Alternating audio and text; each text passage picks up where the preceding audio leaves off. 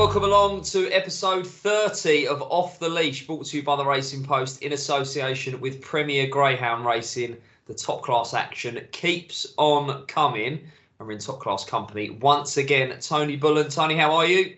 Yeah, not too bad, Dave. I was just saying temperature's getting a bit more colder, so hopefully we can find some winners. We need some winners to keep us warm. Yeah, I'm not happy, mate. I've put a jumper on. I'm cold. Summer is over, but the racing is good. Red hot racing. So we'll get on to all of that. Remember to like, comment and subscribe. Hit the like button. Put your comments in below. Thank you to everyone who's been getting in touch with us. We're up to episode 30. Can you believe it? And we're also on Facebook as well. So if you're watching us on Facebook, give us a like, give us a comment as well. We do read through all of them and we'll read them out on the show as well. Tony, it was a bit wet and wild at Perry Barr on Saturday night, wasn't it? Yeah, I watched the whole meeting, and obviously the first couple of races was okay-ish, but you could just see that the night was going to get worse and worse. And fair play to the track, though. They really did their best to get the meeting over, and they done really well. I bet a few dogs were stiff on their bed the next day, though, because that was very tricky.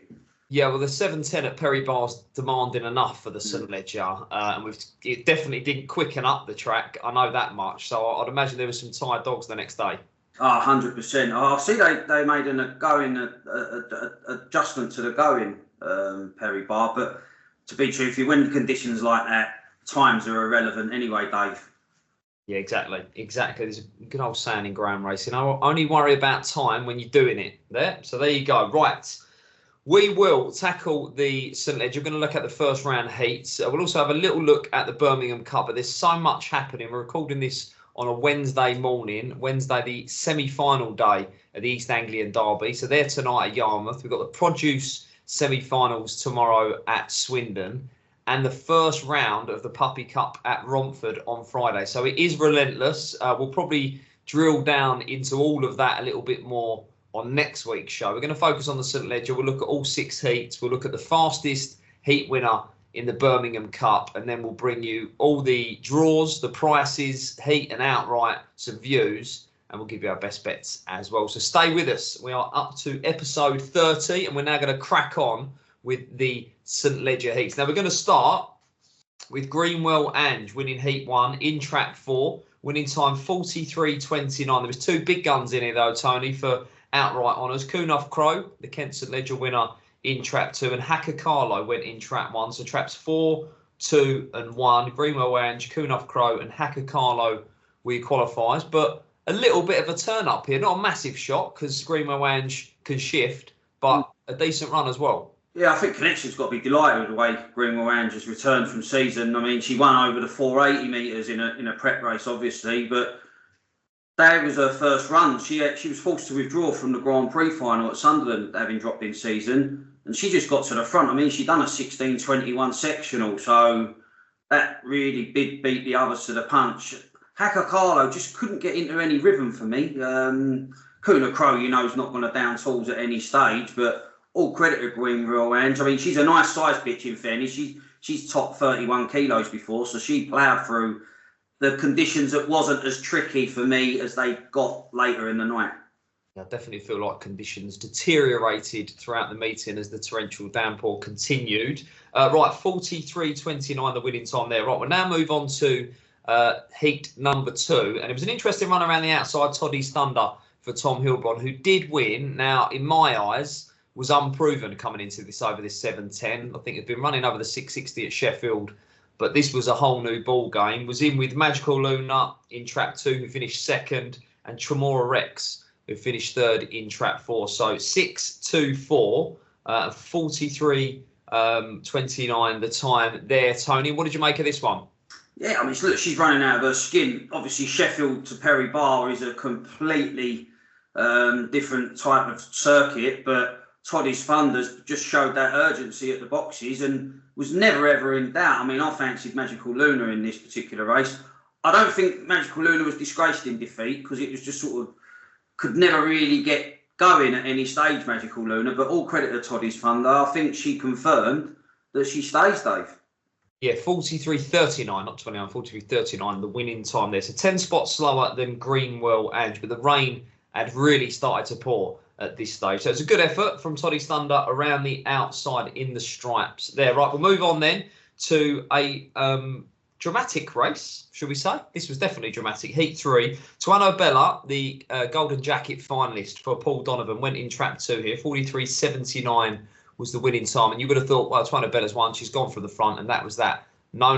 That was not the case here. Now, we had Tricky Cinderella in trap 4 finishing second. Lamorna Amaze in trap 3 finishing third. Now, I'm just going to check the race card comment here, because originally we had Littler's Nuke with a caught muzzle at the first bend, which I thought was nonsense, really, to be fair. This dog went round in front of John Mullins's, and for me, and his owner Lee Cowcutt felt this as well, distracted on the run-in the first time around. So look out for trap 1 here, who led round, but there was drama on the run-in first time round, Tony. Yeah, I mean, Connections must have been happy, because Littler's Nuke obviously had opened the count at Yarmouth, and they must have, traps have opened, and they thought, well, our fella's going to come forward. And obviously, like, it's interesting that the track have put that, because they have the beauty of watching a replay numerous times, so they have adjusted the going since, and they've stayed with that comment. But Tuano Bella's found herself in front, and I did fear for her, because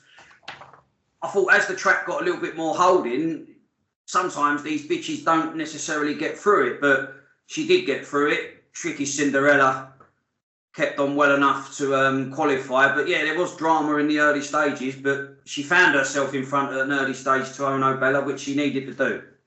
Yeah, I like her as well. She's got pace, hasn't she? The long run to the turn at Perry Barr will suit. And I've never met Paul Donovan, but I rate him as a trainer. You know, when there's money for one of his, they run well. I think he handles his dogs well. This Tuano Bella, this was obviously the plan. She'd been off the card. This was the plan. She raced over 4 bends, a few graded races at Central Park.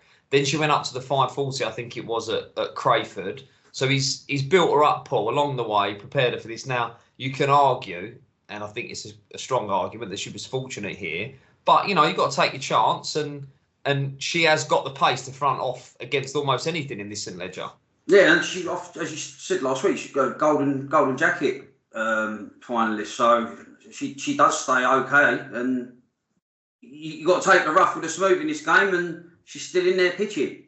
Well, a seamless link there then to the next heat, because you talk about rough and smooth, and owner Lee Cowcutt with Littner's Nuke in that last race. Lee also involved with Kevin Boothby with Savannah Jackpot, who went from the front near enough in Heat 4, 43.39, the winning time here. Now, there wasn't a lot of speed inside here, and Savannah Jackpot's not usually renowned for being a trappy sort and flying to the turn, but has got a bit of pace. This is a dog with load the track record at Toaster for the 712 metres.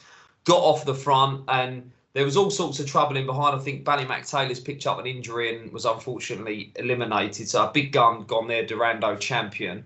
But it was Hopey in trap 2, formerly known as Ballymac Katie, who finished second. Move Over Oggy in 5, finished third. But a nice performance this from Savannah Jackpot, and when getting daylight is a real handful. Yeah, his consistency's been his problem. I mean, if he couldn't lead these, then he was going to be in trouble going forward in the event, because there was zero early pace. I mean, I know a few people, if you'd have ever said, I think Savannah Jackpot's going to front off here, they'd be going, you need your head tested. But you've got to look at the context of the race, and the race stacked up well. Obviously, he'd been running at Monmore in the Stayers Classic, which is a short run to the bend, an easier 6 bends. He relished this, he got off the front, and all right, he did come back to him, but you've got to take into account what's in behind as well. And I thought it was a good performance from the winner, Savannah Jackpot, and the runner-up. Yeah, really good. Yeah, I've obviously put up Hopey anti-post on this show last week, and you know, she'll be having to do it the hard way, but she stays really, really strong. So fingers crossed she can keep qualifying. Right, I'll just remind you some of the winning times we've seen so far, okay? So Greenwell Wange, 43.29. Toddy's Thunder, 43.39. Tuano Bella, 43.79. Savannah Jackpot, 43.39. Now we're going to see Droopy's Clue, who did 42.74, and the track was getting slower. Tony, just the 15 lengths from the defending champion. Remember, no greyhound has ever successfully defended the St Ledger since 1928. This competition has been going. Droopy's Clue in track 3, absolutely superb once again. I thought Clona Curly ran a stormer to finish second. You know, you take the champion out of it and came from last to finish second, Clona Curly, and Hawk in 6. But this was all about one dog, and after probably 2 strides, this was a question of how far. What a monster. He's a monster of a dog. I mean, I'm not sure he's as good as what he was doing last year, but there ain't a lot in it, should be fair to say. I mean, obviously, he won the Stayers Classic at Monmore, got there in the last stride, but this was just no nonsense. I mean, I feared for him because I think he was going so quick. Where the conditions, I thought you could slip over or trip over yourself at any stage. I mean, he was an absolute machine, destroyed the opposition. It was a private battle for second, which Clona Curly won. But to put up a time like that on a night where there was delays, track was soaked, what a run. And he could become the first dog, as you say. I'm not sure anything's won the Ledger twice either, no. Looking at it. So it would be sensational. And he's certainly thrown down a marker. Yeah, some marker that. Spoke to his trainer, Seamus Carhill, the next day. They didn't get home till 2:30 a.m. Obviously, it was an hour delay at Perry Barr, so everything finished a little bit later. And he just said, the dog's absolutely fine. He's a little bit tired the next day, which I think probably every dog that ran over the 7:10 was. He said, but it'd be absolutely fine. And Seamus just said, look, this dog has been a phenomenal dog. He won Ground of the Year, won last year's St Ledger. He won the George Curtis Ballyregan Bob Memorial. He won the Juvenile Classic before all of that, over 4 bends. Then he came out and obviously won the Summer Stayers Classic. So this has got to be, I didn't ask Seamus the question, but it's got to be right up there with some of the very best he's ever seen, let alone trained. And he just said, if this dog can create history and defend the St Ledger, be the first one to ever do it, would just be the icing on the cake, because he's been a champion for them and expertly handled as well. It's not been straightforward. He missed the derby, there's been injuries, but Seamus and his team have still got him A1. They missed the trick there. I mean, he got home at 2 a.m. They should have let Droopy's Clue tow him home. They would have got home in after time, Dave. Yeah, and he is a freak. I don't like using that word. It was bounded around a lot when Frankel was running, but he is a bit similar to Frankel in that the cruising speed is high, very, very high, and he just keeps going. Like, he's just relentless. Yeah, when you watch a dog that they don't look like they're shifting, and then the time comes, that's when you know a good dog, because they cover the ground. It's just awesome, and as I say, it's his Ledger to lose really on what he's done now. Yeah, we'll get onto the outright market, but he's odds on across the balls now. It's not surprising, is it? Demolition job there, and the reminder of the time: 42.74. Right, we are now going to go to Heat 6, and one for the locals here, and one for John Lambe, Perry Barr trainer, who sponsors the Birmingham Cup as well under the M-Land Construction banner. But John's Hurry Up Jordan swooped late here in trap 6. Mrs. Doyle stayed on strongly in trap 2, and it was Lively Lauren who cut out all the running, did the donkey work here for them in trap 3, led, and was just found wanting a little bit late on. But this is definitely as far as she wants to go. But she's another one, Lively Lauren here, Tony. She goes in 3 with the pace to trouble anything in this St Ledger to the turn. This was a funny race. I mean, this really was a war of attrition, because this was like bitches and dogs that was absolutely waving the white flag in the latter stages. It was like they was running through porridge. Hurry Up Jordan, we said how quick he is. He was a dog that I touted up for the derby when he first arrived on the scene. He had that ability to quicken up at a vital stage. They stepped him up to 6 bends, and I thought he should have won the Queen Mother Memorial at Sheffield. He sort of threw it away. But he came into this event fresh, and he's timed it to perfection. But I don't know, even the Mrs. Doyle finished close, and she was towed off in the early stages. The winning time was very slow considering, but look, he's done it well. He's going to come forward a bomb for that run alone. Yeah, it was a good effort from Hurry Up Jordan, a bit off the card as well. I'm not sure what the issue had been, but he'd been off the track for some time. And a mention and a get well soon to Baywatch Bullet there, who's been... along with, I think, like the likes of Droopy's Unison, Clona Curly, seem to have featured on almost every episode we've done so far this year. She's picked up an injury, quite a serious one as well. Hopefully, we'll see her back. Connections hoping that maybe sort of next year's Golden Jacket might be a competition that they can target. So she was unfortunately eliminated, picked up an injury. So wish her Well, right, we will now move on to the semi-finals then. Everyone loves a good semi, and there's 6 of them at Perry Barr on Saturday night. Semi-final number 1 then, 7:18. We're over the 710 metres here. Down the card, Kunoff Crow 7-2, Lively Lauren 7-4, Mrs Doyle 12s, Greenwell Ange 7-2 middle, Savannah Jackpot 7-2 middle, Hurry Up Jordan 7-1 wide. Shout out to Labrooks and Corals, first ones out the traps on Tuesday, yesterday. Recording this on a Wednesday. First one's pricing it up. I'm going to go with Lively Lauren. However, I'm not too enamoured with the 7-4. I think that looks very, very short. And I think if I sit on my hands probably till the off, I might get a bigger price than that, Tony. Yeah, I totally agree. I mean, it's a 5-2 to field race for me. I thought it was you could run it numerous times and get a different result. I thought Savannah Jackpot wasn't going to necessarily have things all his own way in this race. It's not that he needs to, but I thought Greenwell Ange and Lively Lauren would get the drop on 5. I'm going to take a chance with Kuna Crow, and I say take a chance with Kuna Crow. She's proven at the highest level, already won a nice couple of bits of silverware for Connections, but I think she can just loiter with intent, just tuck in off the pace, let the leaders sort themselves out. And she broke the 43-second barrier twice at Perry Barr. That might be good enough in this race. So I'll be with 1. I thought this was quite a tricky race to price up. 7-2 currently at the time of recording. Do you want to stick or twist? Would you take 7-2 now? Or do you think you might get bigger between now and the off? I think you'll get around. I think she's her price. I think you'll get 7-2 fours. There won't be a lot in it, to be truthful. Nothing's going to be. I'm surprised if anything will be under 2-1 in this race. Yeah, very competitive. But I'm going to go with Lively Lauren off the front. Catch me if you can. But that's the first semi-final, the 7:18 on Saturday night. I'll move through to semi-final number 2 then, and could be a question of how far here. 1-3. Droopy's Clue goes in trap 1. The 7:53. Hacker Carlo's in 2 at 11-2. Hopey at 11-2. Tricky Cinderella middle goes in trap 4. Tremor Rex at a pony 25-1. And Hawk at 66-1. Now, are we just looking for the runner-up here, Tony? We're looking for the forecast? I think, no disrespect to the others, I think it's a battle between 2 and 3 who qualifies in second, because Droopy's Clue's going to win the sprint leg. He's going to win the outright race if he does what he done last weekend. I'll probably just go for Hopey for qualification spot. But it's all about Droopy's Clue here. No doubt about that. It'll be very, very short. Yeah, I'm hoping it'll be Hopey. But I do think it's going to be Hacker Carlo. The draw's not been kind to us, for those of us that have played Hopey each way.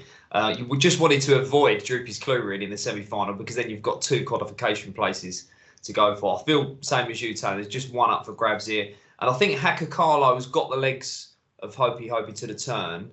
And he's not really a stopper. He's quite a strong dog himself. So I thought if he just slotted in behind Droopy's Clue, that might be how they end up. So 2 votes for Droopy's Clue. Tony's going to go with a 1-3 forecast. I'm going to go 1-2 there. But again, a chance to watch an absolute superstar. Probably the star of Greyhound racing in the UK right there, Droopy's Clue. Right, semi-final number 3 then. This will be 8:28. And this is a really, really tricky race. Very, very open. And we've got Tuano Bella in trap 1 at 11-4. Magical Luna 5-2. Lamorna Amaze 16s. Clona Curly at 5s. Move Over Oggy 7s. And Toddy's Thunder 2-1 favourite round the outside, which I thought was quite interesting. How do you see it? I mean, well, Toddy's Thunder absolutely just won comfortably in the first round. But I fancy Magical Luna to turn the tables. I mean, if you watch the race, Magical Luna, she just didn't get past the other dogs. It was sort of like she was just sort of taking an age to get past rivals, while Toddy's Thunder had already at that stage had matters well under control. I thought she reduced the deficit to just under 5 lengths. I know that sounds silly. 5 lengths is a long way, but she left a lot on the track for me, Magical Luna. Ideal scenario here, 6 will lead out wide. I think I want to get a tail. I want 1 to come away, and I want Magical Luna to get a run into the race. I think Lamorna Amaze lacks a yard of early. Clona Curly is a fast dog, but so erratic with the boxes. Move Over Oggy's always a fly in the ointment, but if she gets a run at them without having a dog in her way, I think she gets into a rhythm a lot quicker and brings the stamina into play. Yeah, I see it exactly the same way as you, and I'm going to be with 2, and I'm going to hope that Tuano Bella comes away, races to the turn, flies into the bend, and 2 can just drop onto the round behind out. I was desperate to try and make a case for Clona Curly because I do think he ran well last week, but I don't think he can lead, and he's not the strongest of these coming home. So you kind of then thinking, well, where does he sit? He probably sits mid-division and, you know, maybe alongside or just in front of a Magical Luna, and he's probably not going to hold her coming home. And he can't get off the front with Tuano Bella and Toddy Stunder out wide. So I thought he ran well, and I think he's in good nick, Clona Curly, but I think he might struggle with it. But he was a danger. If he could somehow bang out the boxes, I thought he could run some sort of race. But I'm the same as you, Tony. Strong and Magical Luna coming from off the speed. Right, outright market then. As I mentioned at the top of the show, he is now odds on across the board, Droopy's Clue. It's 18 remaining, 36 become 18 on Saturday night. We've got 3 semi-finals, and he's top price 5 to 6 now, Droopy's Clue. We've got 8 to 1 Hacker Carlo, 14's Grimo Ange, 14 Lively Lauren, 14 Savannah Jackpot, 16 Hopey, who was my anti-post pick and is at a similar price. Tony, you put up Magical Luna. We've both voted Magical Luna to win that 3rd semi. I think she's around about 20s or 22s. On that basis, she probably is an each way play still. Yeah, I'd exactly. I'd still say that. I think some of like your Hacker Carlos, and they're not guaranteed. This is the beauty of it with the 3 semi-finals. Only first 2 qualify. So something's going to have to give. And I think looking at the odds, I'd still stick with the original selection. Yeah, if I weren't involved already, that would definitely be the way I play. Magical Luna, each way 20 to 1. We fancy her strong for the 3rd semi-final. I think she'll win. I think she'll definitely qualify. So you're then into the final, probably in against Droopy's Clue. And as we spoke last week, the each way angle here is give the race to Droopy's Clue. Give the final to Droopy's Clue and find the ground to fill the places. And if she gets to the final, we know how strong she is. She's run over 900 metres. You know, I think she's a big runner for one of the places. So at 20 to 1, she appeals. Right, running alongside the Premier Greyhound race in St Ledger is the M-Land Construction Birmingham Cup, sponsored by John Lambe. And now, as conditions deteriorated, the track got slower and slower, I thought. So Bocco's Thunder was the fastest heat winner, and he went in the first race for Kevin Boone. He was in trap 4 here, 28.14 the winning time. Cunningham User, the Gold Cup finalist in trap 3, was narrowly beaten. Ryoka Bungle, the Maiden Derby winner up at Newcastle, British bred Maiden Derby winner up at Newcastle, finished 3rd in trap 1. 4.31. Lot to like about this performance, Tony. He starts and stays. Yeah, he impressed me. I was gutted because I had a fair bet on Cunningham User, and the traps opened. I was well pleased with the way Cunningham User emerged from the boxes. But this Bocco's Thunder, I knew I was in trouble off the second bend because he was travelling all over the back of the leader throughout, and he nearly made an error going into the 3rd bend, but he still had plenty of momentum, and it really did impress me. I mean, he's always been well regarded, but that was a good run, and he's taken to the track and trip, so that was a really good run. I know it was the first race of the night, but it impressed me, the manner, the determination to get past Cunningham User where it mattered most.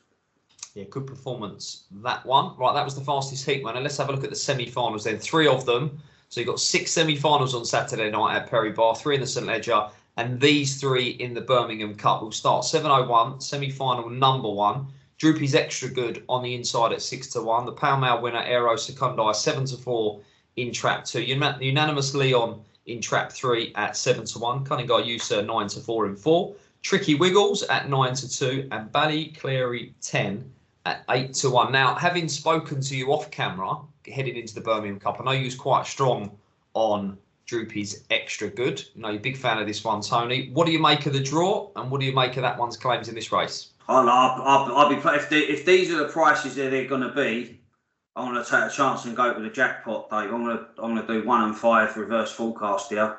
2 needs to lead, 3 needs to lead, 4 needs to lead. They can't all lead. They could easily hit the bend together. any trouble plays into the paws of 1 and 5. I was really impressed with Droopy's Extra Good last week. It was his first look round, and he's chased down the local Darley Digley very well. Went past after the line. He's going to improve for that look round. 5 also ran well in both outings at Perry Barr. They're strong in the second half, the pair of these. I'm going to play around the forecast here. 1 to beat 5, 5 to beat 1. Yeah, he's definitely got an engine, the Tricky Wiggles dog. I think 2 starts back, I think maybe looked a little bit clumsy in behind, but looks a really, really nice type. If he gets a run, he'd be a player. Same with the top. I'm going to go with Aero Secundii, though. I thought this was the dog. It all went wrong at the start, scrambled home, won the Pall Mall, massive pace to the turn. And my view is we get off the front here, and then hopefully unanimously on and a Cunningham user can be in behind and be the proverbial goalkeepers that we talk about. So that will be Catch Me If You Can there. Aero Secundii for me, but only with Droopy's Extra Good coming from off the speed. Good draw on the inside there for Droopy's Extra Good. And a big price at 6 to 1 if you want to play. Right, we'll move on then to the 7:36, which is semi-final 2. Again, over the standard trip, 480 metres. No better feeling on the inside in trap 1 at 9 to 2. YI Man 11 to 2. Longfellow 100 to 30. Rockabungle 9 to 2. Bocco's Thunder 11 to 8. And Brickwork Ruck at 14s. Now, you've already sung the praises of Bocco's Thunder. The draw looks good. Tony ticking a lot of boxes coming into this race. Short price, 11 to 8. But is he going to be for you? Yeah, I'm all over this Bocco's Thunder. I was very impressed, very taken with that win last time out. YI Man is a dog that Naughty Peril reached the Derby. He was third in the Derby. He's a Trojan. He's another one that doesn't down tools, but I think 5 gets first run on YI Man. I think he'll turn no worse than second, ideally in front. Good night. Right, I'm going to take you on here because I'm very strong on the dog you've mentioned there, YI Man. Now, I've looked at this race, and I thought YI Man ran a stormer last week in the first round. He definitely countered a little bit of traffic problems around the first 2 turns, then come on really strong. Now, as we saw during the Derby, this is a dog I don't think has got much early, but what he has got is a smash break in him. And I think if he can fly out like he can, I think he can take the rail away from No Better Feeling in trap 1. And then, he's not going to go to the turn with the likes of Longfellow, but if he can just drop onto the rail and go around in a pitch, 11 to 2, I think is utter madness. I don't know if you've priced this race up, Tony, but at 11 to 2, I think he's a supreme price, big value in the blue jacket there. So just purely at the prices, I definitely think Bocco's Thunder's the dog to beat. But at the prices, I can't ignore YI Man at 11 to 2. I think if you're getting north of 7 to 2, 4 to 1 about a dog that I think can smash and just drop onto the rail, and then we'll see what happens. I'm willing to take a chance there. Purely at the prices. Right, semi-final number 3 is the 8-11. And we've got Aero Patica in trap 1 at 6 to 1. Iams of Sydney in trap 2 at 6 to 4. Untold Panga 6s. Seaview Sydney at 5 to 1. Agaba and Bow 13 to 2. And Darley Diglake, one for the locals, round the outside in trap 3. 6 to 4 the field. Iams of Sydney. Who'd you like? Nightmare race. Again, I'm surprised anything could be under 2 to 1 here. He ran well, Iams of Sydney. He'd been off the card for a while, and he battled well to beat Aero Patica in the first round. I'm going to be with a local. It's going to be a race that the track's open. It's going to be some hard luck stories, but Darley Digley, 3:35 he done last weekend. Mad. He's not flashy on the clock, but he's a winner, and winning greyhounds are worth sticking with. So I'm going to be Darley Diglake here, but this is a real head scratcher of a semi-final. Yeah, again, I'm really strong on one here on the price angle more than anything else, because Seaview Sydney, I thought showed loads to the turn and loads into the third bend last week. Was a little bit short of racing at the third turn, but Seaview Sydney, who got to the final with the Gold Cup at Monmore with a start here. I'm sure if you ask Nathan Hunt, who sends out 3 and 4, in a foot race to the turn, who do you think will lead out of Seaview Sydney and Untold Panga? He'd say 4 all day long and twice on a Sunday. And I think 1 and 2 are probably drawn the wrong way round on the inside. I definitely think they could come together. So if 4 starts and gets up the inside of 6, which is not straightforward, you just mentioned the crazy sectionals that Darley Diglake has got on his card. But then it's race on, and again, 5-1. I think it's just a massive, massive price. So, 11-2 Why Man, 5-1 Seaview Sydney. I feel like we're starting to put something together here. So Saturday night's going to be quite lively, I think. Big prices, strong selections for me. And it's very competitive outright book as well, this Birmingham Cup. We'll have a look at it now. Now, the Pall Mall winner, Aero Secundai, is 11-2, top price to win this. And then it's 7's Iams of Sydney, 8 Bocco's Thunder, 8 Cunningham User, 12 Darley Diglake, 14 Barr. Now, we didn't tackle the outright last week, Tony, but if you were to have a play, have you got a view? I'd be Bocco's Thunder and Droopy's Extra Good at a price. Yeah, big prices. We're covering 4 of the field here because I'm going with the 2 grounds that I'm very strong on in their semi-finals. I'm going with Why Man, who I think is a great each-way play at 20s. 20-1. This dog got to the final of the Derby, 20-1. And Seaview Sydney, who's 20-1 as well. If I think they're both going to win their semis, I've got to be playing at 20s as well. So 2 each-way bullets to be fired there for me. 2 from Tony. So that's half the field. We're covering 4 of them between us. As I said, next week is crazy. There's all sorts happening. We've got these 2 finals. We have the final of the East Anglian Derby, the final of the Produce, semi-finals of the Puppy Cup. We'll be tackling it all. So make sure you tune in next week, which will be episode 31. Now, it is that time. Best bets of the week. There's top class action almost every night of the week this week on the Premier Greyhound Racing Service. Tony, you have the floor. Where are we going to for the best bet? I'm going to be with a St Ledger at Perry Barr on Saturday. Magical Luna in that 3rd semi-final. I know Toddy's Thunder beat her just shy of 5 lengths last week in the heats, but it's a week's a long time in ground racing. Magical Luna, she stays extremely well. I think she gets a run at these leaders on this occasion, and she mows them down up the home straight. Good stuff. Right, Tony's going with Magical Luna there. I'm very strong on Why Man in his semi-final of the Birmingham Cup, and purely on the prices. He's currently available at the time of recording, 11-2, which will do for me. I don't think he's going to be as big as that come the off. He's got a fast start in him. He's not blessed with massive early, but I think he can get himself racing in a pitch, up with a van. And I think the Mark Wallace Derby finalist, Why Man, can come through and score in his semi-final at a nice big price. Well, thank you to you, Tony, for joining us once again. It's hard to keep track of it all, right? There's so much stuff going on. It's just incredible. Yeah, I mean, there's so much going on. Obviously, Puppy Cups at Romford's on Friday. There's more and more coming up. I think even Saturday there's Kent Derby Trial Stakes. So that's not too far. It is congested.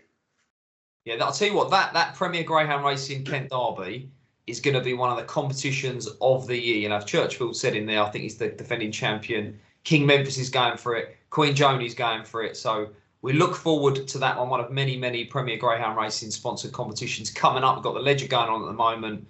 The Champion Stakes not too far away. The Oaks is coming as well. It's utter madness. Do make sure that you gamble responsibly and enjoy the racing, right? Kick back every night almost. You can take in this open class action, and we will see you next week.